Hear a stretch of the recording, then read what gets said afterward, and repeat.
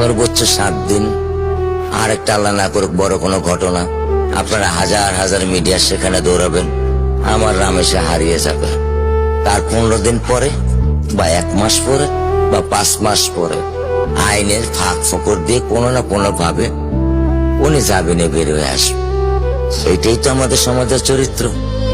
কত কোটি আইন করবেন, কত বড় আইনের বই বানাবেন, যদি আইনের প্রয়োগ না করতে পারেন।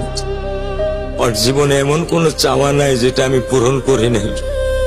পরশুদিন বলছে, বাবা আমার একটা বোরকা কিনে দাও।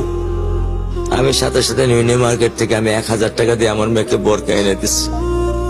আমি দরিদ্র, ভাঙা বাসায় থাকি, কিন্তু আমার সন্তানদেরকে আমি কখনোই দারিদ্রতা স্বাদ পেতে দেইনি।